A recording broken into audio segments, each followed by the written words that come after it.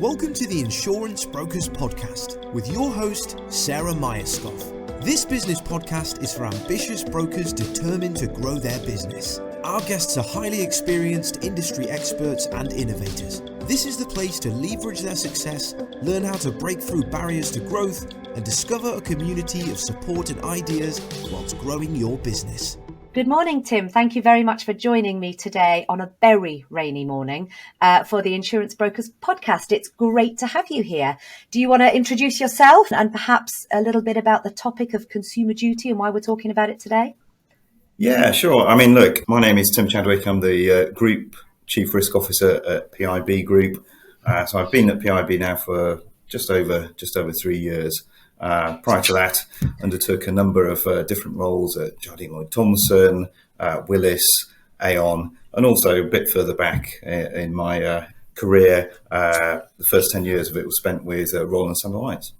Fabulous. So talk to me about why we are talking about consumer duty today. Okay, so consumer duty is one of the key flagship initiatives that the FCA has launched.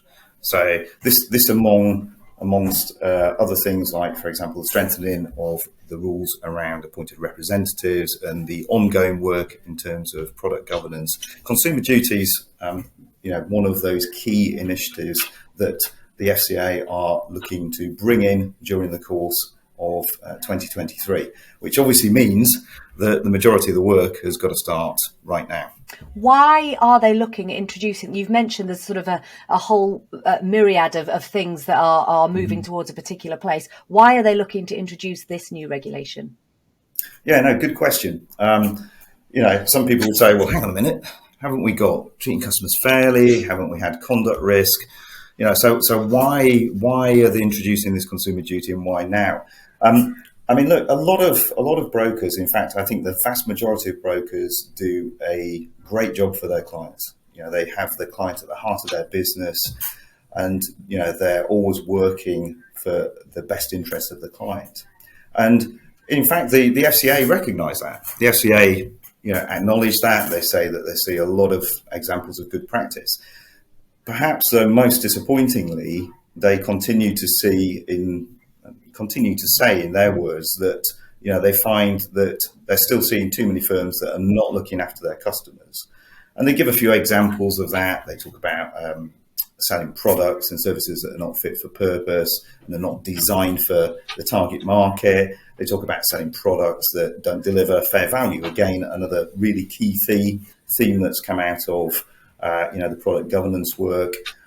Also about providing customers with poor support that hinders them from taking action. So they draw out a number of things.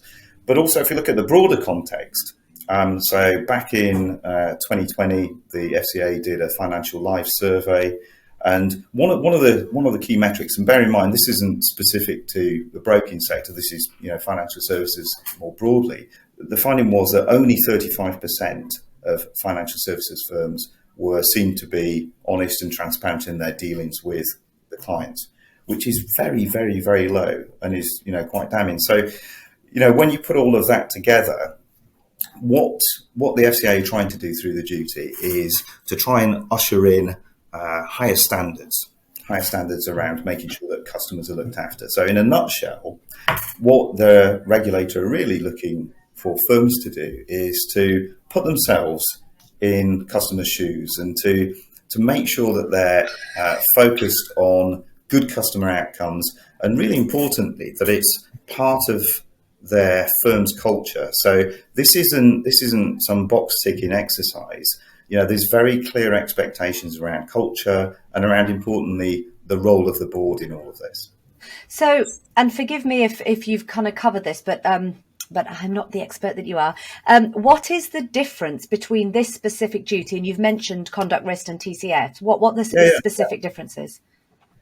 Yeah, I mean it's a good question. When I look at consumer duty, what I see is really a continuation and an evolution of similar themes and some of the thinkings, but maybe to draw out a few differences.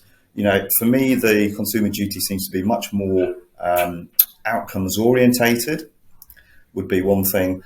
Another key point of difference for me is I think it places a clearer responsibility on firms to ensure that customers are receiving good customer outcomes all of the time. There's an increased focus. I think I touched on, the importance of the board. So there's an increased focus on the board. For example, they have to receive a report at least annually and challenge it to ensure that they're comfortable that their firm is meeting the requirements of the duty.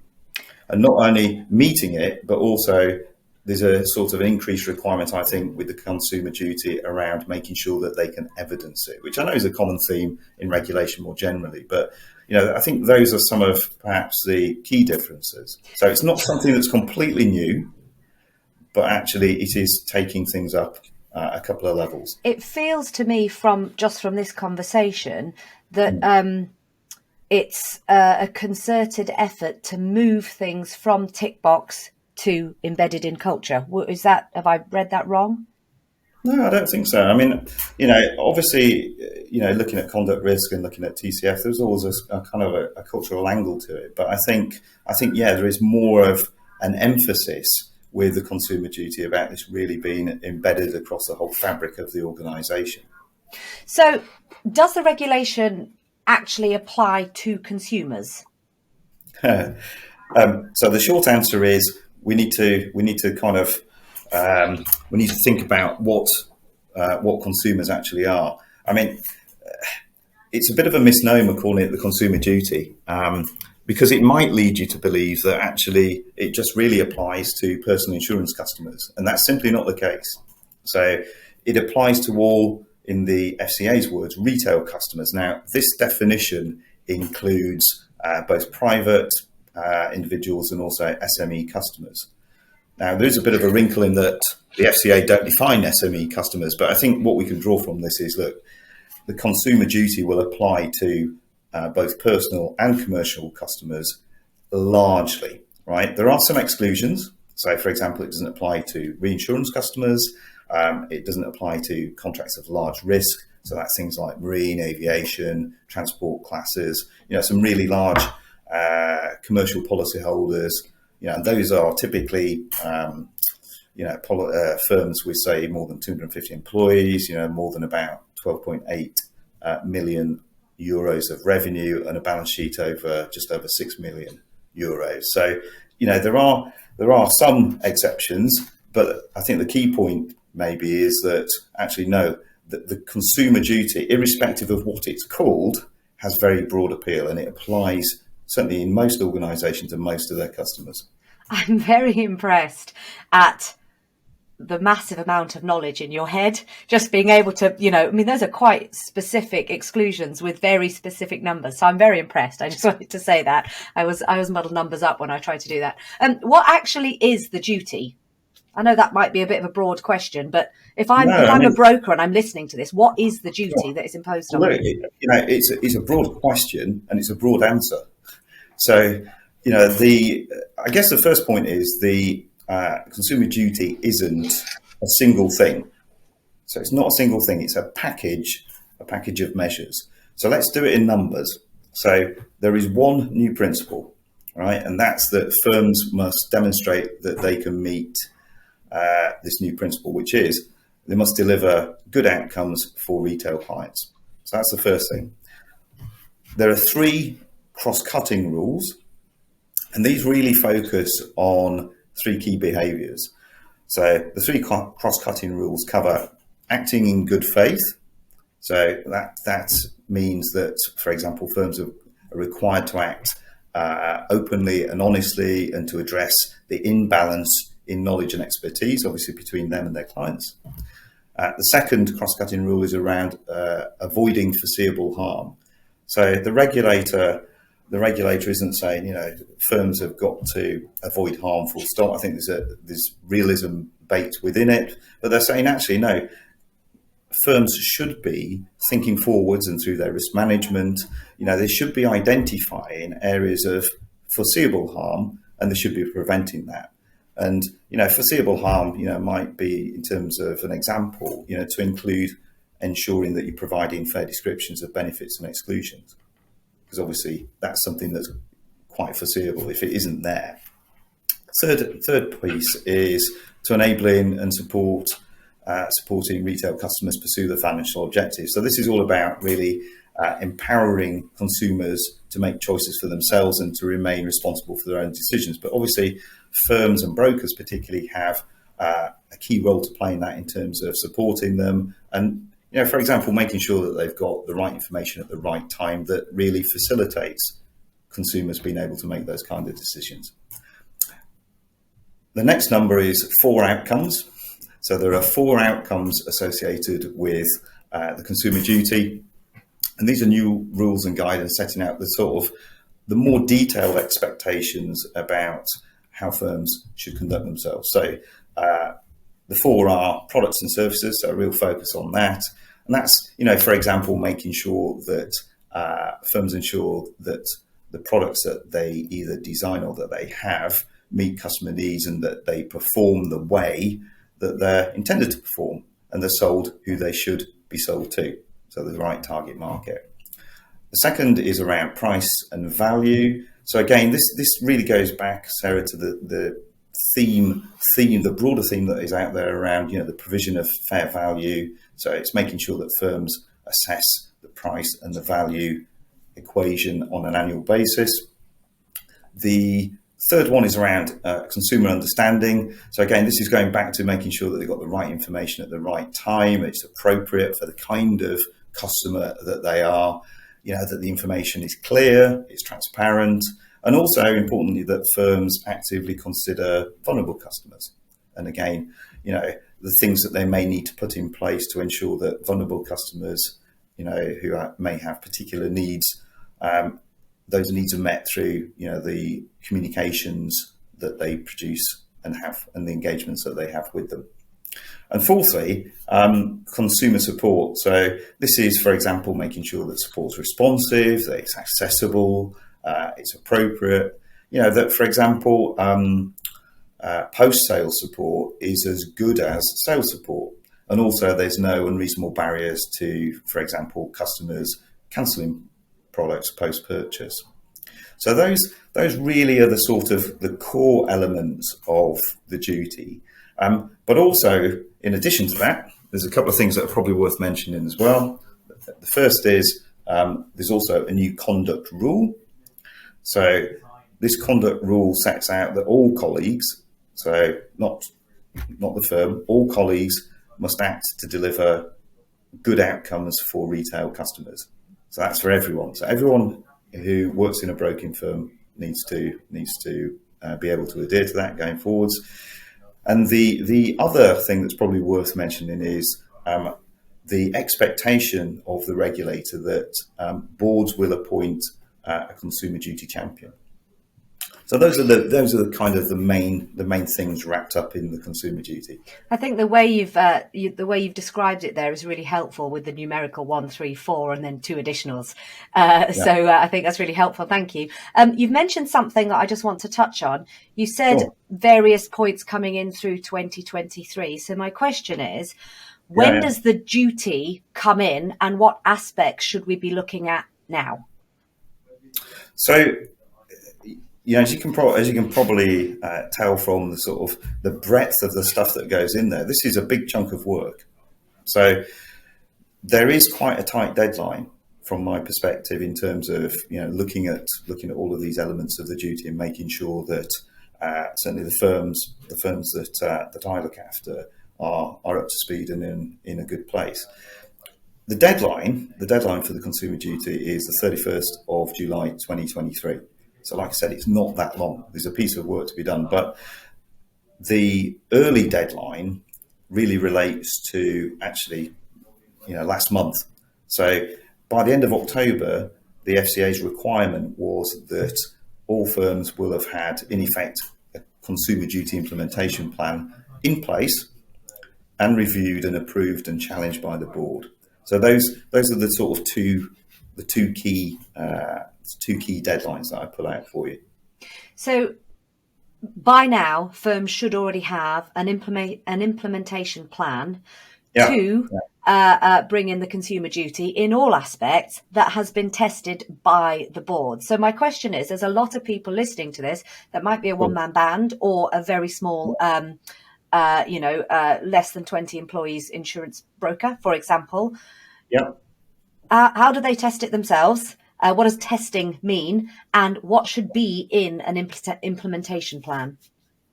Okay. So going back to the board, the board the expectation is the board will look at the plan against their consumer duty and say, right, okay, are we confident as a board that this is going to deliver the obligations set out within the duty by the 31st of July? So it's challenging the plan and making sure that it's covering all of the different elements. I think it's the first point. The second point is, in terms of the plan itself, I think certainly, within my own firm, and I know from some of the other CROs that that I have contact with, there was quite a discussion about, so what is the plan? How detailed should the plan be? So is it in effect a plan for a plan, or is it something very detailed? And I think the honest and the pragmatic way of looking at this is to say it's probably somewhere in between. So just having a plan to say we will have a plan isn't going to fly. And actually, if the regulator requested a copy of a firm's plan, my own sense is that probably wouldn't land well. But I also think, given the breadth and the scale of this, it's unrealistic to say you're going to have an incredibly detailed plan at this stage. So that's why I say it's probably somewhere between those two. It's certainly not a plan for a plan. There's some work that I think most firms will have to do in terms of assessment and going into some real detail that will then pull out more detailed actions that need to be addressed. But I think that's probably a good way of framing it. In terms of what should it cover, I mean, this is an interesting question in itself because, arguably, you could structure a plan around each of those numbers. So the plan could be structured around the principle, the cross-cutting rules, the 4 outcomes, etc. However, certainly when we've looked at it, the conclusion that we reached is if you adopted that kind of structure for a plan, there's probably going to be a lot of overlap in terms of actions between each of those areas. So that's not to say that approaching it in that way would be wrong, but just from a personal perspective, the approach that made more sense to me is to really look at structuring a plan around the kind of things that should be covered. So, to give you an example, the kind of headings that we've used in PIB are around the changes that we'll need to make and the considerations around things like governance, risk, and compliance. So that might be around, for example, looking at making sure that our board and committee's terms of reference include the consumer duty. It might be looking at our risk framework and saying, right, again, does our risk framework fully account for the risks and also the intended outcomes of the consumer duty? It might be re-looking at some of our compliance policies. Other things could be SMCR. So again, thinking about incorporating the consumer duty in terms of statements of responsibility. Awareness and training, another really key work stream from my perspective. There's a lot of work to do in terms of communications and training, both for specific audiences like the board, or, for example, all staff. If we think about going back to that conduct rule that affects all of us, there needs to be some training around that so that all of our colleagues understand what the conduct rule is aiming to achieve, but also, how that translates into practice. Other things are around assurance and quality assurance, and, for example, management information. So again, what management information do you currently have? Is that going to give you what you need, again, in terms of informing the board of whether or not the firm is meeting the obligations of the duty? It's around other things are around product governance, sales, post-sales, And then also appointed representatives as well. So again, are there going to need to be changes in those kinds of areas? Maybe if I give you a couple of examples as well for, say, the sales piece and the post-sales. So, certainly the kind of things to maybe think about in terms of sales are, broker remuneration and conflicts of interest, the sales journey, fair value, charges and fees, again, vulnerable customers, key sales communication and documentation. And also, one of the important things coming out of the duties around almost the question, so how do you know that your key sales communications and documentations are fit for purpose? So there's an element of the duty that talks about testing. So I think that, certainly you get feedback on some of the communications that you have, but there's more of a proactive obligation now to say, how do we actually know? We think what we've done is very clear and it's simple and it's straightforward, but how do we know? How do we know that? So there's more of a proactive obligation, I think. In terms of post-sales, it's things like looking at your service levels. So going back to the point I mentioned earlier, are our post-sales service levels as good as what a customer would receive at kind of new business stage? It's about thinking around things like the ease of cancellation. How easy is it to cancel a policy once it's been taken out and actually exit the relationship? It's about thinking about complaints, again, vulnerable customers, post-sales communications and documentation, and again, the testing element to that as well. So those are kind of practical things that, when you're looking at addressing the duty and planning for it, those are some of the kinds of flavours of things that you may want to look at. I think that's really helpful to have some practical examples. Gives people some meat to get into. So what I'm thinking is, people listening to this, sounds like a lot of work, and it is, but it's a lot of work that you need to be starting now if you haven't already. And a great place to start would be this 134 figure, but don't look at that verbatim. Look at that in terms of what you already do and what your obligations already are, and work backwards so that you're not doing some overlap and crossover of certain areas that almost certainly do. And look, for people, I think the important point to take away as well is that, in terms of meeting the obligations of the duty, no firms should be starting from scratch. So this is building on things that firms should already have in place, for conduct risk, treating customers fairly, and importantly, the product governance. Because fair value, going back to the outcomes, products and services and price and value have a key relationship to all the work that firms will have been undertaking, over the past 12, 18 months in terms of product governance and the GI pricing practices work. Just before we leave, there's one more question I've got for you. You mentioned a few minutes ago the Consumer Duty Champion. Can you tell me a little bit more about what that is and why firms need to have one? Yeah, so personally, I don't like the name Consumer Duty Champion, but I've kind of got to get over that. The FCA they want good outcomes to be central to the culture of firms and the strategy and the objectives and the purpose of firms. So there is this expectation that at board level, firms will have this Consumer Duty Champion, and preferably a non-executive director. Now, obviously, not all firms will have non-executive directors, so there's obviously a thought process to go through to say, well, actually, who should it be? But I guess it comes back to really understanding the role, and there is a little bit of guidance in terms of what this role should be that the FCA provide, but it's really around ensuring that the consumer duty lens is applied to board discussions. It's about ensuring that the board is challenging how the firm is embedding consumer duty and again focusing on those consumer outcomes. It's about ensuring the efficacy of management information that again helps the board to actually understand whether or not the obligations are being met. It's about ensuring that the culture of the organisation is appropriate and is in line with providing and delivering good outcomes for customers.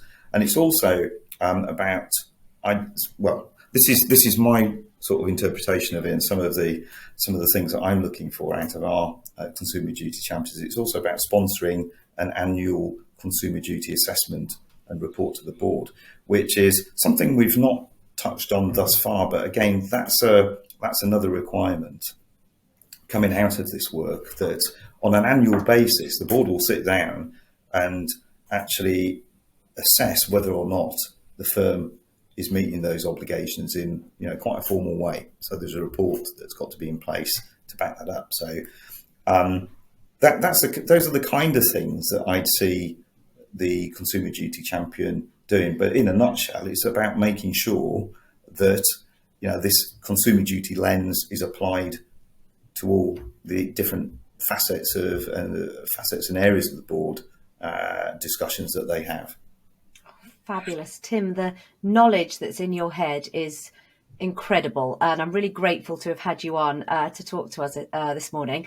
If anybody's listening that has any questions about the consumer duty or anything that's come out of what we've said, please get in contact with me, and I will do my best to twist Tim's arm to come back on the podcast and we can answer any of those questions. So I'm really grateful to have had you on this morning. Thank you very much. And hope it's been useful for those listening. Thank you. Thanks. Thank you for listening to today's episode. If you have enjoyed what you have heard, have any questions or feedback, please leave us a review and we will be sure to get back to you. If you would like further information on how Boston Tullis Group can support your business, or if you would like to join us on an episode, please do not hesitate to contact us.